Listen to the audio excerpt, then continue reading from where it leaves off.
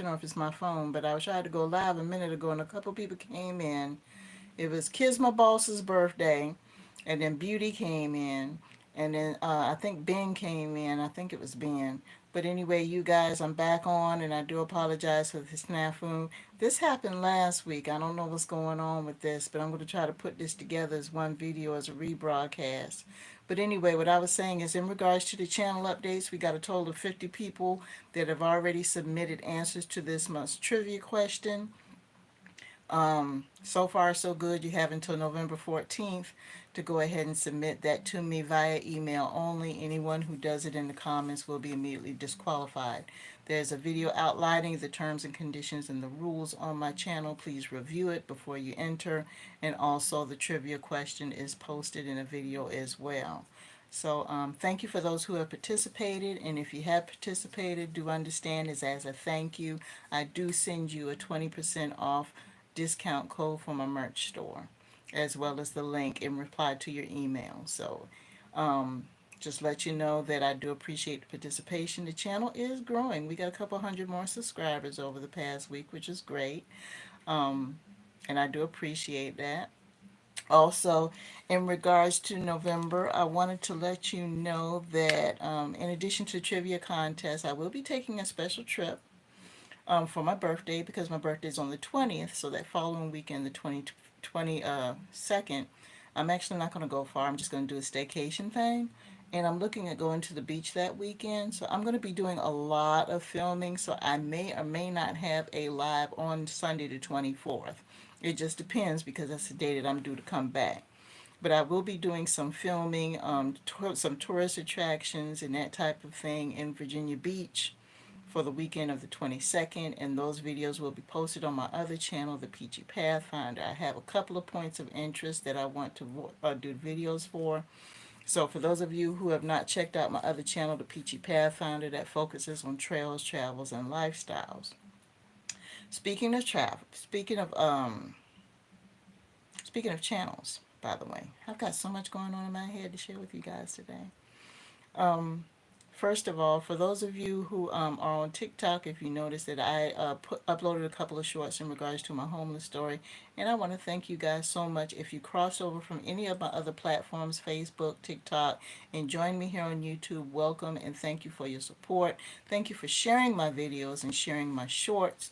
I do appreciate that. So what I'm doing with a lot of the lives is I'm turning them into shorts so I can go ahead and post them on other platforms that can't accept long form content like TikTok, to kind of give people an idea of what we do over here. Now, if you recall, there was a live I did not too long ago where I mentioned something about a special group that I was going to form in my members only area called the Dream Collective. And the purpose of that group was to just sit down and talk about the dreams we have, what interpretations we may have of them, if they have any relevance to our lives whatsoever, and just kind of go in deep as to the importance of dreams in our lives, whether and what it means, because plenty of times we'll have dreams and don't know what it's about. So I think I shared with you guys that my mother's mother, she was a very spiritual woman. She was a spiritualist. And what she used to do sometimes is, some things that she used to do is just superstitious stuff that she was taught to when she was young. And plenty of times she would interpret dreams for people. Somebody would come to her and say, well, Miss Picola, and that's what her name was. Her name was Picola. Miss Picola, I had a dream about so and so and so. What do you think it is? And she would tell them what it means. And 9 times out of 10, some of that stuff would be true because it would come true. So I thought that was kind of a fascinating thing. And no, she was just from that world. And I learned growing up that there are certain things in our dreams that are symbolic of our reality.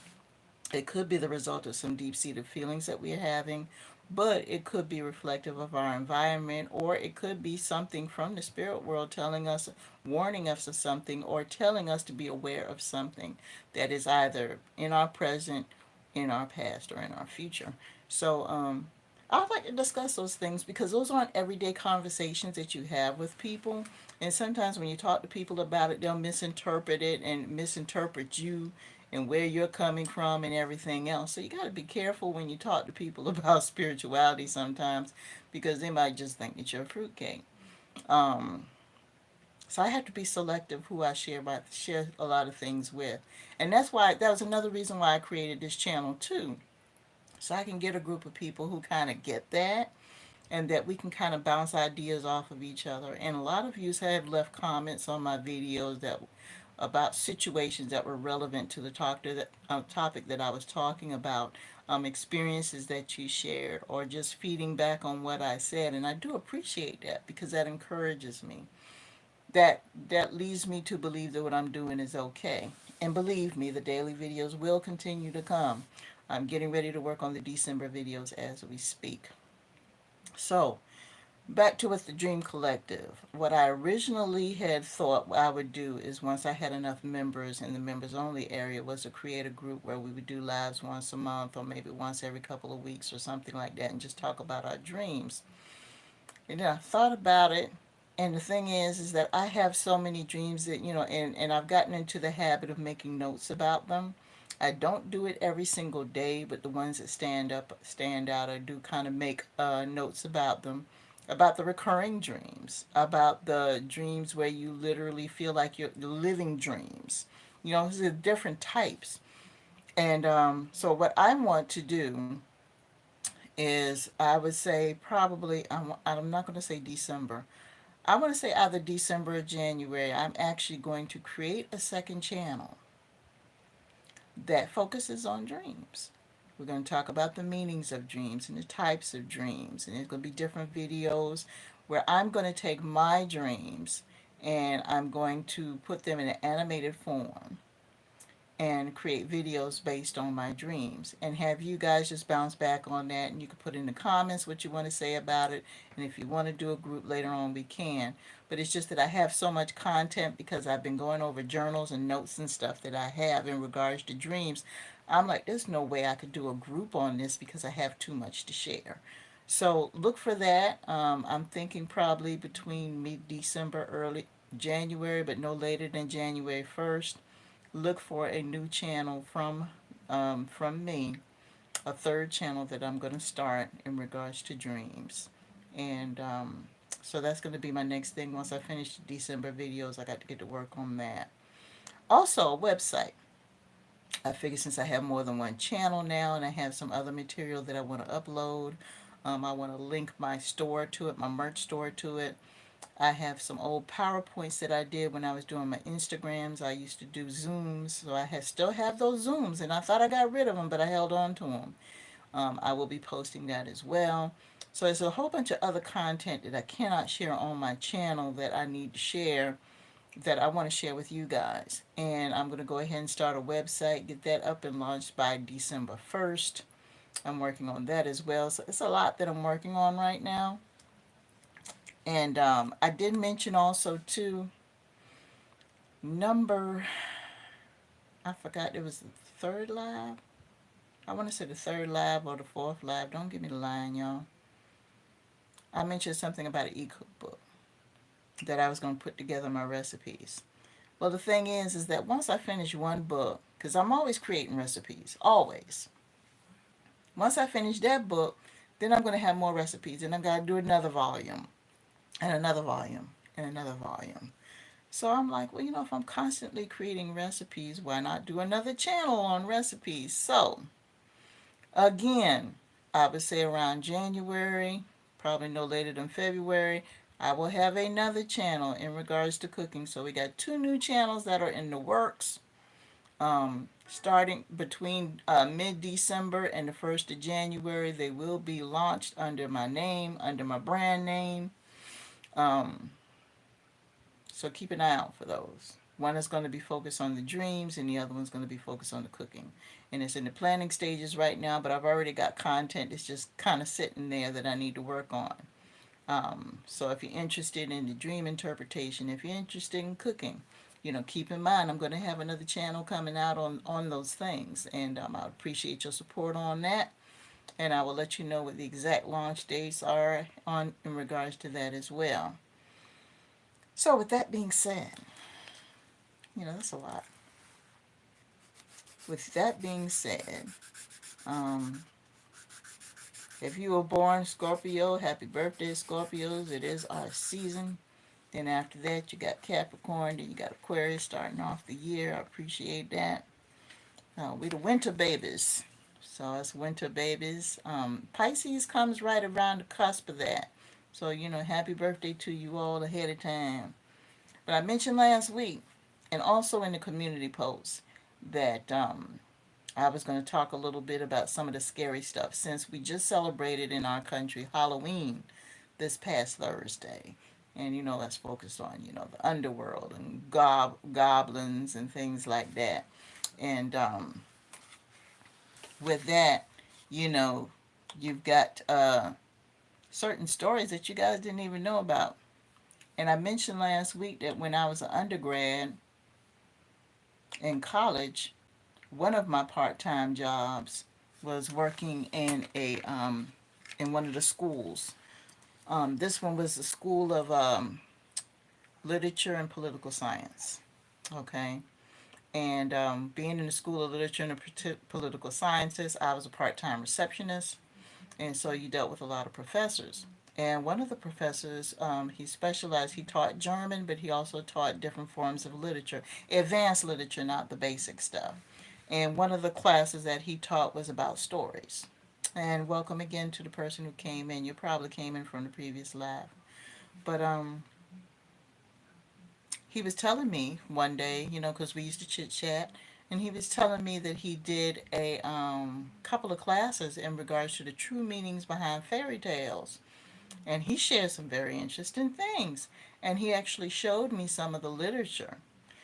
Did you know that some of the fairy tales, a couple of the fairy tales that we tell our children, and I don't know if you do it in your country, you probably have your set of fairy tales as well. But in this country, there were a couple of stories that I was raised up on that were fairy tales that were told to me as a child, bedtime stories. And I found out the true meaning of them. They were very, very graphic. They involved murder, they involved drug use, they involved torture. It was very dark. They were very dark stories. And what happened was is I guess the powers that be or whatever it was decided that they wanted to polish them up a little bit, and so the stories were revamped and edited so they could be told as fairy tales to children. So for whatever reason, I haven't gotten into it, but I will tell you, the Brothers Grimm. There was a couple of two or three brothers, last name Grimm, Grimm. And they refer themselves to the Brothers Grimm. And they had a couple of stories. As a matter of fact, let me look up a couple of them that I was raised up with while I've got you here. I put them down somewhere, and I don't remember which ones. The Grimm's Fairy Tales, and they were German. They were German brothers, and the fairy tales were first published between 1812 and 1815. The brothers themselves, okay, there were one, two, there were two of them, Jakob and Wilhelm. Now, Jakob's name is spelled Jacob, but I believe it's pronounced Jakob in German. Correct me for those of you who speak German, but I believe it's pronounced Jakob in their language. But I'm just going to give you some basic information about the Brothers Grimm. You had Jakob, who was the older one. He was only a year older than Wilhelm. They were German academics, okay, and they collected and published folklore.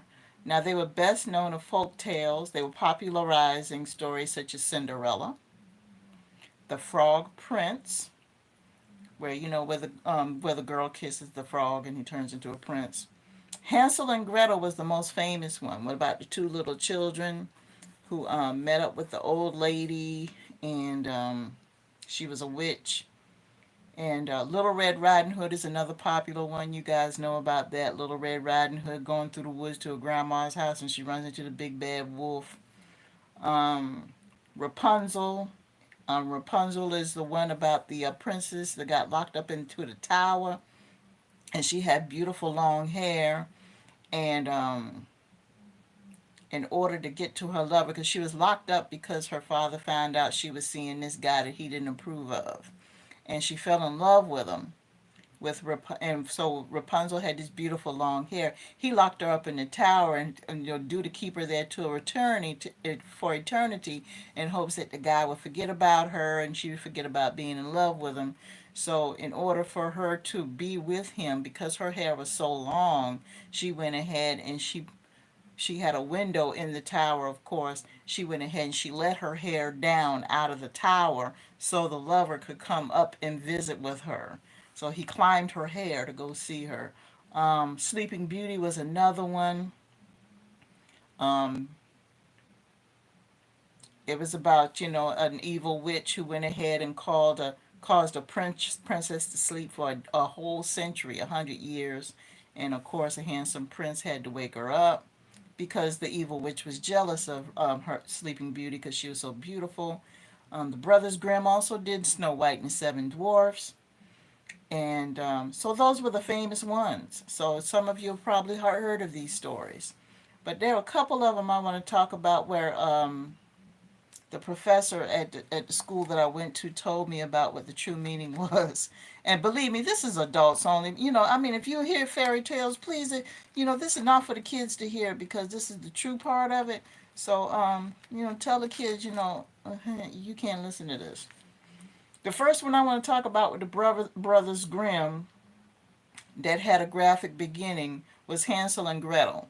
Now, Hansel and Gretel was about the two little kids that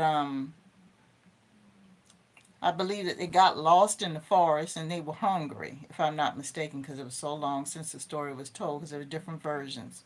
A little brother and a little sister out playing in the forest got hungry. It started to get dark, this, that, and the other. And they were hungry, and they were wandering through the woods and found this cottage that had all this beautiful food, and it smelled so great and everything outside. And this old lady came out and invited the kids in.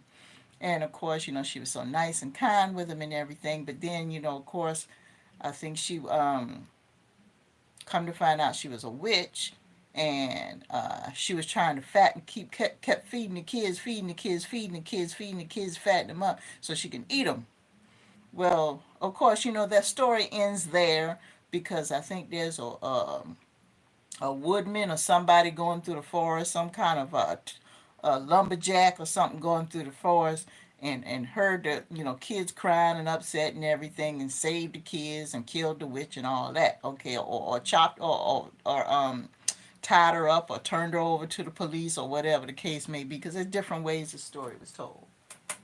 But in the original version, the truth is that the kids did get eaten by the witch, and they actually had little sketch pictures um, showing her eating the legs and the arms and everything of the children after she baked them in the oven, and yeah, so that was the original graphic version. The and the original graphic version was is that the witch actually ate the children. So yeah, so that was pretty gruesome, and that was one of the first tales that was published by the Brothers Grimm in 1812. So if you have a chance to go to the library, I'm sure they probably have the actual story in there. Look it up and see if you can get the book that has the true stories of Brothers Grimm, and it'll tell you these different fairy tales and what the true ending was. So that was Hansel and Gretel. The true version was is that the witch ate them. So okay. The second one I want to talk about is a little sketchy as well. Snow White. Now Snow White had seven dwarfs, and seven dwarfs were her friends, and they all went through all these little ventures together and everything. This was also published in 1812 by the Brothers Grimm. It was originally called Tale Number 53 until they can come up with a title for it. But Snow White lived with seven dwarfs. Now you guys know where I'm going with this. And the graphic version is that they had relationships. They had relationships. So there was a group thing going on there. And some of the sketches were a little, yeah, because they show her sleeping in the bed with some of them, and yeah, like that, to give the illusion that something is going on. Because I know the house is crowded and everything, but everybody doesn't have to sleep in the bed together.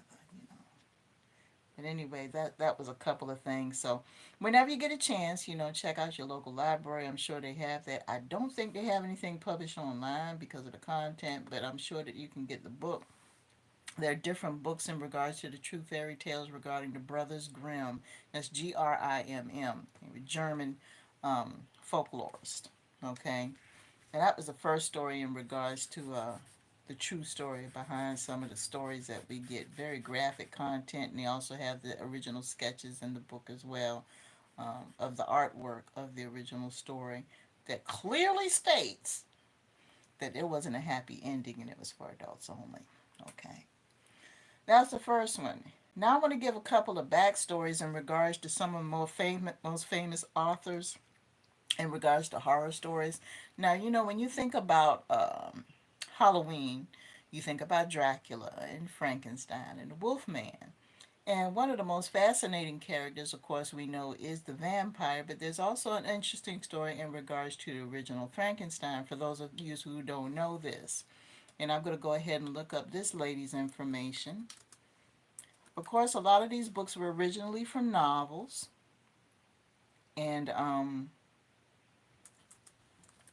lot of the novels had artwork as well. And this particular lady, Mary Shelley, I'll make sure that I've got the name right too.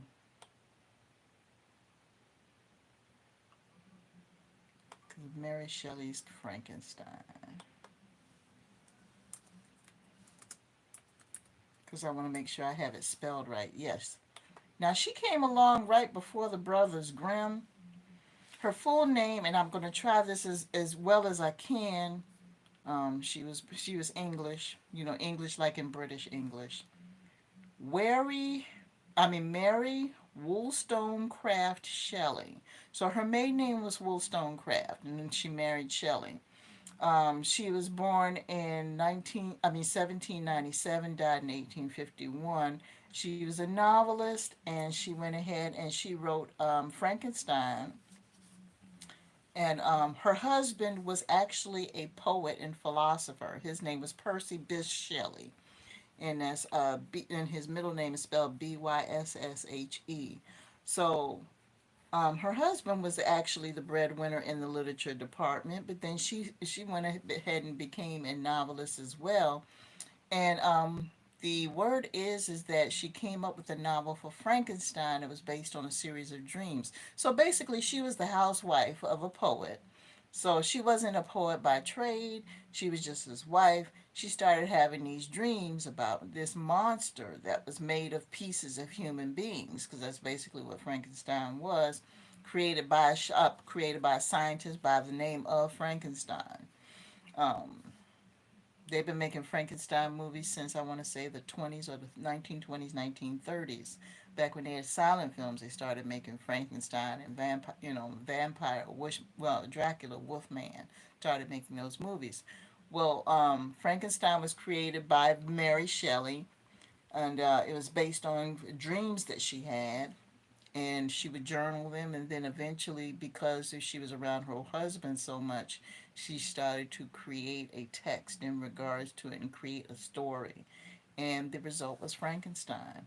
And Frankenstein actually was written and published in 1818.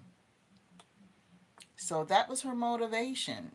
The dreams that she had, she actually put them down on paper and created a vision and created a novel. And here we are in 2024. Many, many, many, many versions of the novel later, over 200 years after the publication of the publication of the book. Here we are still watching Frankenstein. So, yes, so it was written about by a housewife, a woman who was married to a poet as a result of dreams she had. So, Mary Shelley's Frankenstein. That's a little backstory on that. Okay, the next person on the list, we do have a couple more. And then after that, I am going to move on and get to work because I got a ton of work to do, guys, today. In addition to my cooking and cleaning, which I normally do on Sundays, I also do production work in regards to the channel. And I just mentioned to you guys what I'm going to be doing in January and February. So between that and working on the December videos, I am going to do some work on my computer today and get this cracking. So here we go. The next person on the list is Stephen King. Now you guys know him. He was the one that did Christine, the car that was possessed by a demon, Cujo, the beautiful Saint Bernard dog that was rabid and also possessed, Carrie, which was remade, I'd say, at least 3 times since this original airing in the 70s. Um, Goodness gracious, so many other ones. Salem's Lot. Just dozens and dozens and dozens of movies that came out as a result of his writings. And there was a time when I was reading all of his books, but I kind of lost track because life happened. But I'm going to tell you, Stephen King was born in 1947. He's still alive, and he also is noted for having a cameo in a lot of the movies that were produced.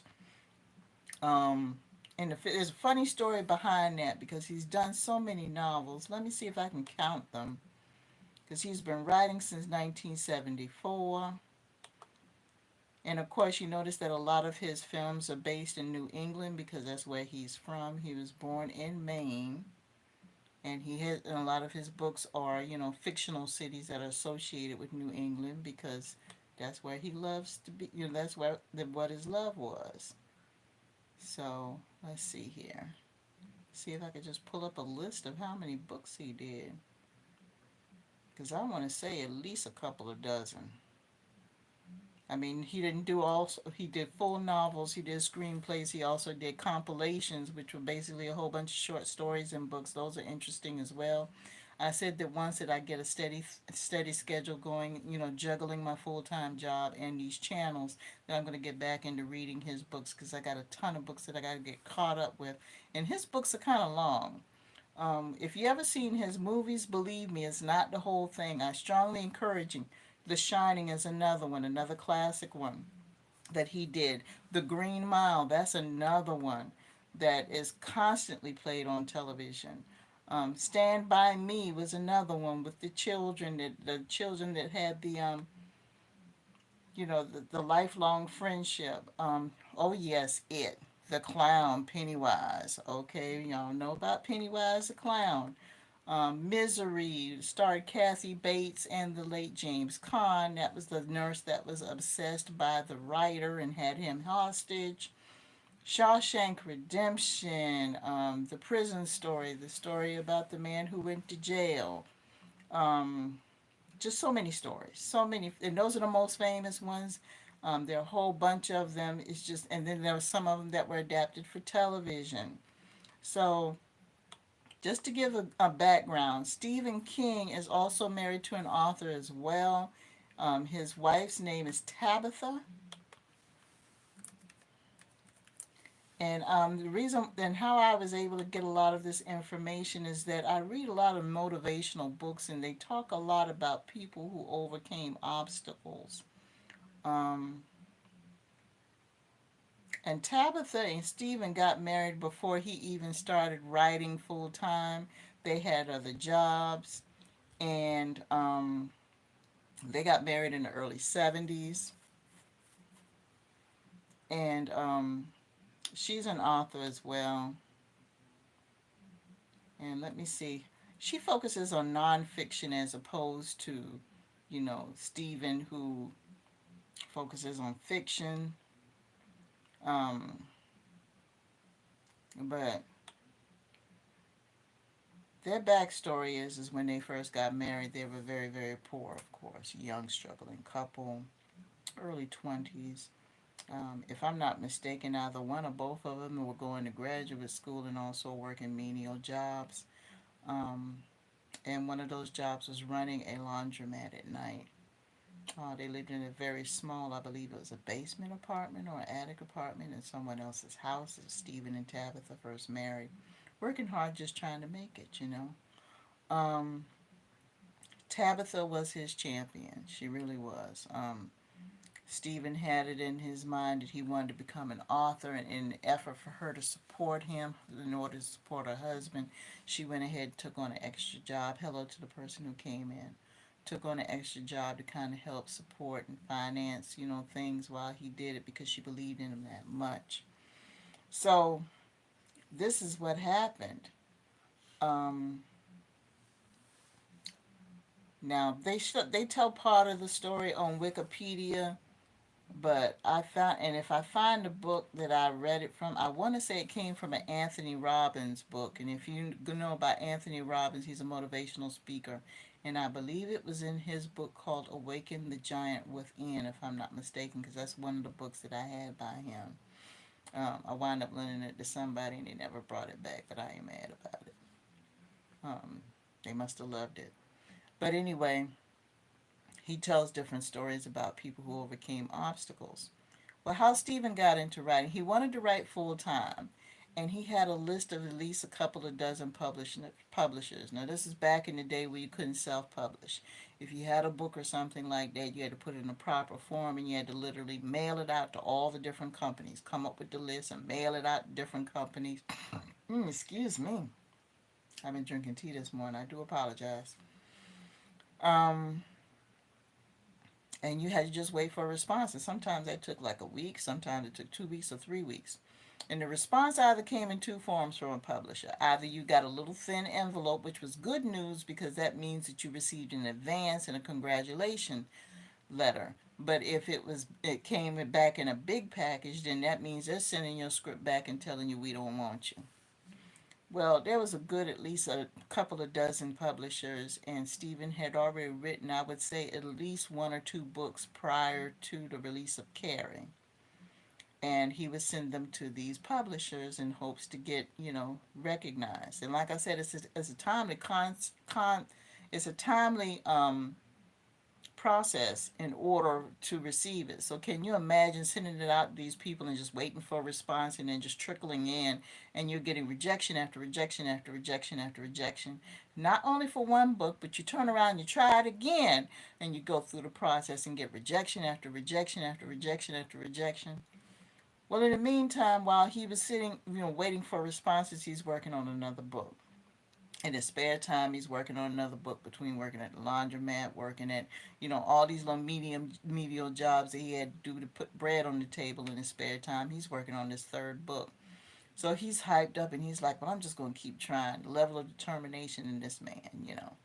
And he finishes the manuscript, gives it to Tabitha to read, and she reads it.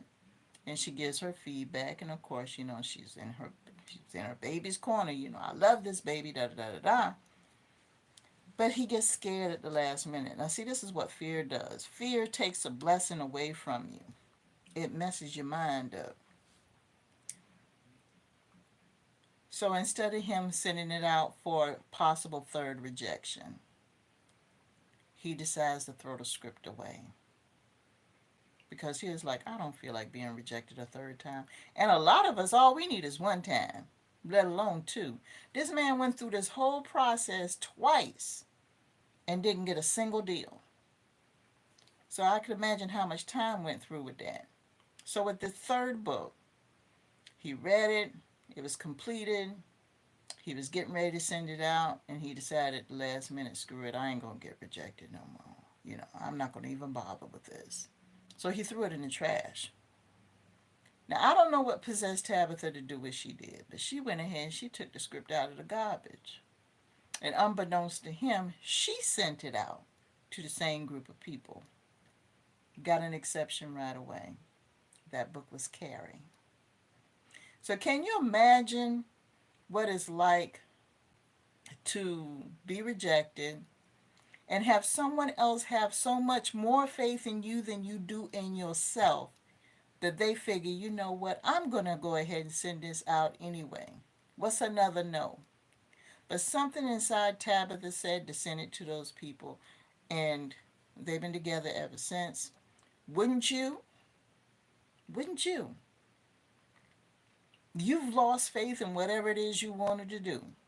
And you've got that one person that's been in your corner all the time, and the minute that you give up, they don't, and they turn around and they do the one thing that gives you the success you were looking for.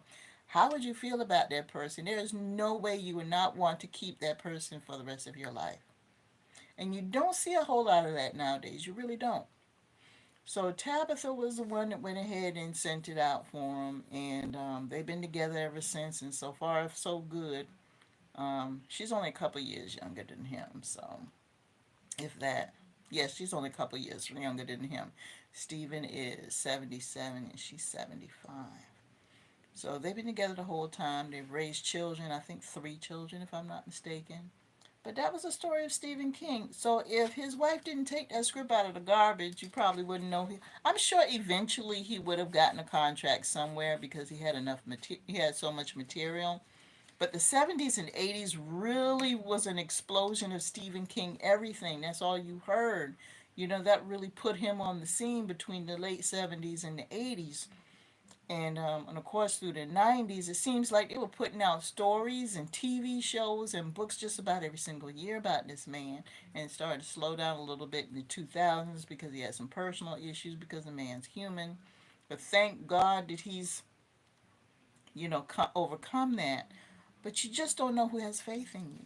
You really don't. So don't discount what a person does for you. That's how come I'm always thankful to you guys when I go online, when I try to reply to your comments within 24 to 48 hours. Um, you have a lot of the YouTubers out here that are waiting to get hundreds of thousands of subscribers right away. I don't want to do it too fast because I don't want to lose that personal touch. I don't want to be out of touch with you guys. Speaking of, if you want to donate to the channel, feel free to do so. The links are in the description. Cash App is $ Peachy Pathfinder. PayPal is the Peachy Pathfinder. And also you can do buy me a coffee /REGGIRT.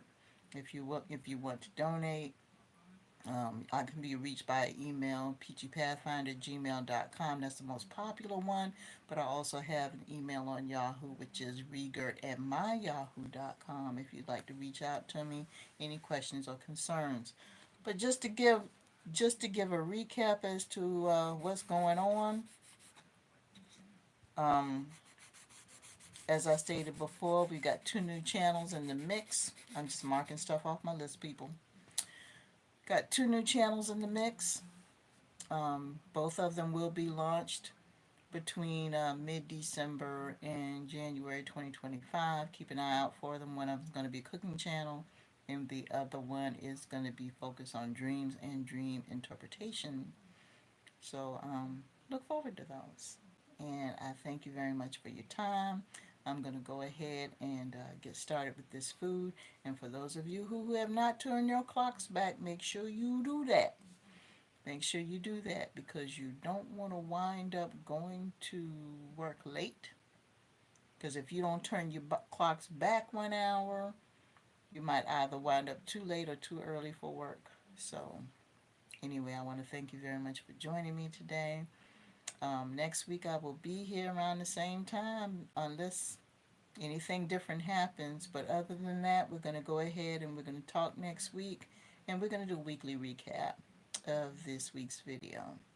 And again, don't forget to enter the contest if you're newly subbed. Please make sure you watch the video with the rules and regulations. And I'll be waiting for your answers. And thank you for those who supported me.